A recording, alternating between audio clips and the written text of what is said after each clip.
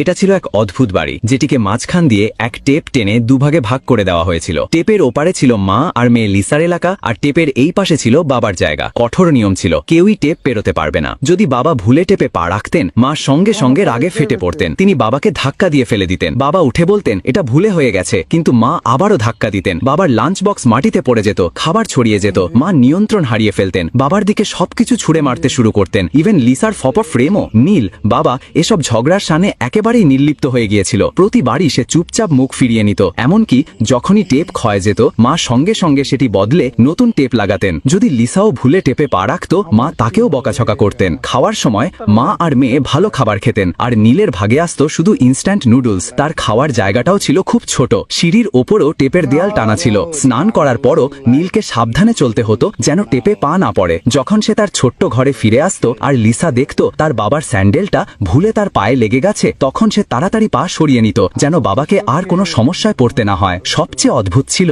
মা কঠোরভাবে লিসাকে বাবার সঙ্গে কথা বলতে মানা করতেন। যদি সে ধরা পড়ত, মার খেত। কিন্তু লিসা ঠিক করেছিল তার 18তম জন্মদিনের আগেই সেই টেপের রহস্য উদ্ঘাটন করবে। পরের সকালে সে বাবাকে বেরোতে দেখে তাড়াতাড়ি পিছু নিল। বাড়ি থেকে অনেক দূরে গিয়ে তবেই সে বাবাকে হ্যালো বলতে পারল। এই অদ্ভুত মুহূর্তগুলো সে কেবল বাড়ির বাইরে এসে উপভোগ করতে পারত। কিছু দূর হেঁটে গিয়ে লিসা বাবাকে জিজ্ঞেস করল, বাড়িতে টেপ কেন? নীল কিছুক্ষণ চুপ রইলেন, তারপর বললেন, আমিও জানি না। হয়তো কোনোদিন তোমার মাকে কিছু বলে ফেলেছিলাম, আর তখন থেকেই এটা শুরু হয়েছে। কিন্তু কি বলেছিলাম মনে নেই, আর তোমার মা কোনোদিন কিছু বলেনও না। এই বলে নীল মন খারাপ করে চলে গেলেন। কিন্তু ঠিক সেই সময় ট্রাফিক সিগন্যালে দাঁড়িয়ে থাকা অবস্থায় হঠাৎ কেউ তাকে